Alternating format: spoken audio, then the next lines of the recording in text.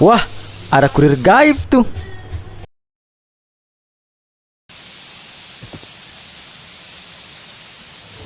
Punten bang, ada paket. Wah, terima kasih bang. Saya pamit dulu bang. Widih, gaib bener kurirnya. Halo Sobat YouTube.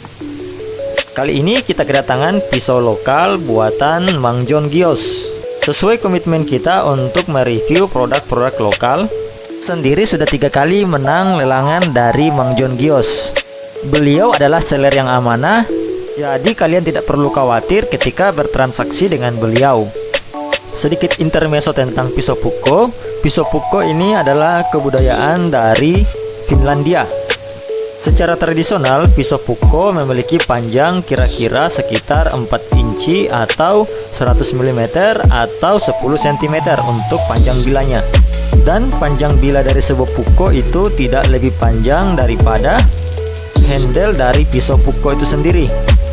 Dan jika pisau berbentuk seperti ini memiliki bila yang lebih panjang dan lebih tebal, maka itu akan masuk ke kategori Leuku. Di negara Nordik, Pukko dikenal sebagai pisau yang digunakan setiap hari.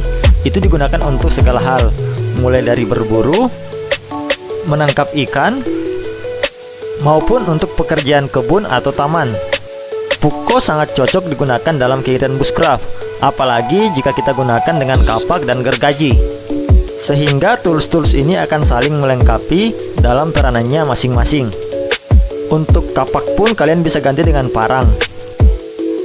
Spesifikasi pisau Pukko dari Mang John Gios ini adalah owalnya sekitar 20 cm, panjang bila kira-kira 10 cm, dan panjang handle-nya juga 10 cm. Untuk tes ketajaman, karena saya tidak memiliki kertas dan tidak membawa kertas, kita coba untuk cukur bulu saja ya. Bisa kalian lihat, pisau Pukko dari Mang John Gios ini sangat tajam ya. Meskipun ini pisau custom Pukko, spesifikasinya mengikuti custom Pukko pada umumnya. Bilanya juga menggunakan hidden tang dan bukan full tang. Tapi kita akan tes siksa pisau ini. Meskipun pisaunya masih hidden tang, untungnya bagian pisaunya ini sudah ada pin untuk menjaga ketika digunakan melebihi dari kapasitasnya agar tidak cepat rusak pada handle-nya. Dari bentuknya yang sangat menjanjikan, sepertinya pisau ini akan menjadi pisau utama saya untuk berkegiatan outdoor jika saya membawa kapak dan gergaji. Beratnya ini menurut saya sangat ringan. Berat seperti ini menurut saya sangat cocok untuk digunakan carving atau aktivitas-aktivitas lainnya. Dan juga pisau ini entah kenapa sangat cocok dengan kapak bushcraft saya yang saya beli dari Bang Muhammad Dodi Syahriel. Saya suka ya dengan pisau-pisau yang memiliki motif seperti ini. Bentuknya simpel. Karena bagi saya semakin simpel sebuah pisau, maka akan semakin enak untuk digunakan. Karena tidak ada elemen-elemen yang mengganggu.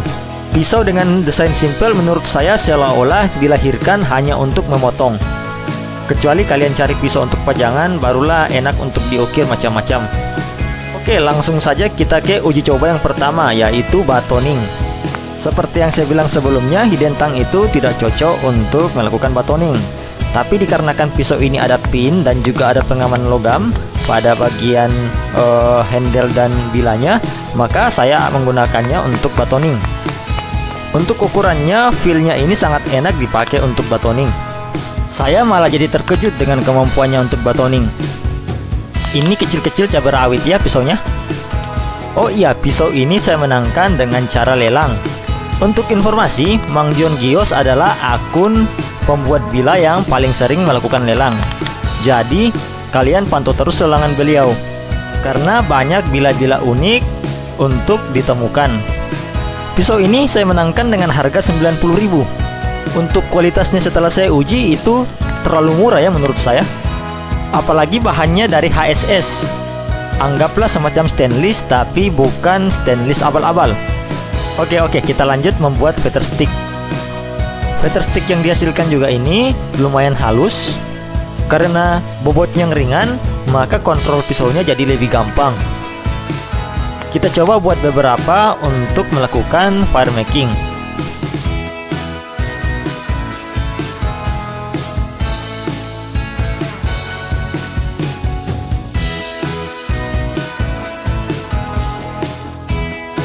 Setelah cukup banyak feather stick, kita akan coba untuk melakukan fire making menggunakan ferrocium rod.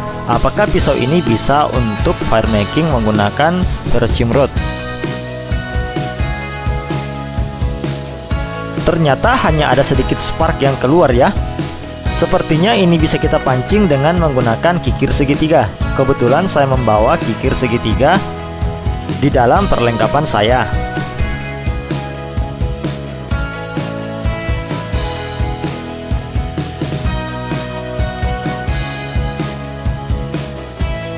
Oke, kita coba lagi ya. Apakah bisa untuk menyalakan api? Sparknya sih sudah lumayan ini dibandingkan yang tadi. Apalagi ini kita mencoba menyalakan langsung dari feather stick dan bukan menggunakan media kapas atau media pinus dan lain sebagainya. Kita lihat api sudah mulai muncul. Pisau ini lolos untuk fire making. Jadi seperti Morakni Pro Carbon saya cukup dikikir, maka kalian akan mendapatkan spine 19 degree yang baik.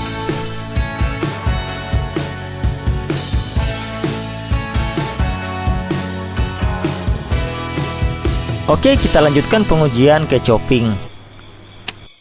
Untuk dahan-dahan kecil seperti ini bisa dilakukan chopping menggunakan pisau ini.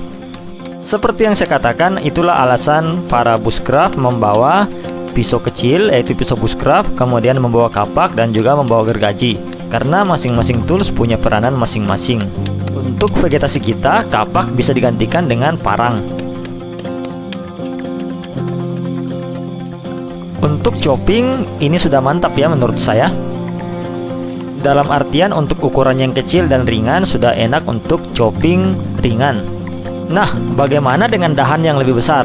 Saya akan menyiksa pisau ini untuk memotong dahan ukuran seperti ini. Dengan cara bagian belakangnya kita pukul hingga pohon ini rubuh. Jika praktek ini saya lakukan dengan pisau-pisau hidden tang dan tanpa pin seperti ini, kemungkinan sih dari tadi bagian handle-nya ini sudah lepas. Jadi untuk level siksa seperti ini, pisau ini lolos ya. Saya tidak merasakan bagian bilanya ada seperti terlepas atau goyang. Pokoknya semua aman lah, tidak ada kendala yang saya rasakan.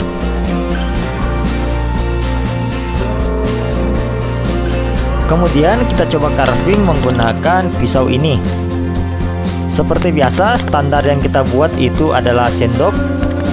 Kenapa nggak bikin kuksa bang? Ya soalnya kalau bikin kuksa di sini ya bakalan lama bang. Jadi sendok saja yang simpel-simpel ya. Untuk carving, pisau ini menurut saya sangat baik. Pisau untuk carving itu jarang yang ukurannya besar dan berat.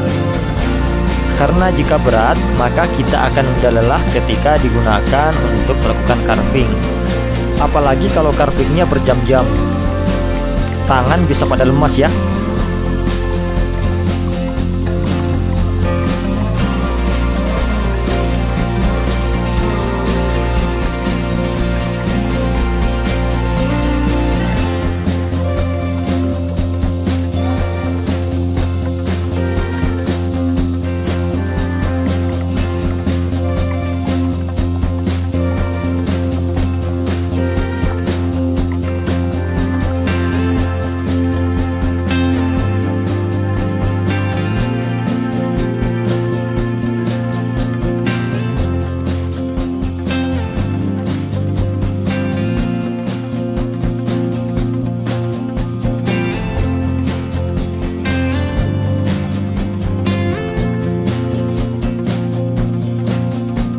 Untuk menghaluskan, jika kalian tidak punya kertas amplas, itulah kegunaan lain dari spine 19 degree. Jadi dengan menggosok-gosokkan punggungnya, maka kita akan mendapatkan tekstur yang lebih halus pada kayu yang kita buat menjadi sebuah benda atau tools. Oke, lanjut lagi, kita coba untuk membuat sebuah pasak. Karena benda-benda umum yang biasa di carving kalau bukan sendok ya paling bikin pasak, itu yang tidak banyak memakan waktu.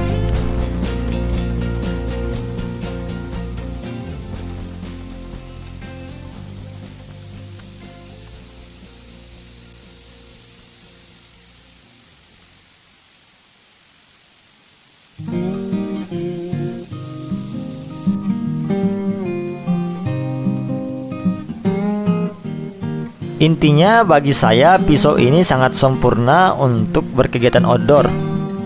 Karena bentuknya yang kecil, kemudian ringan dan juga klasik, serta simple, sehingga sangat cocok untuk melengkapi parang atau melengkapi kapak kalian.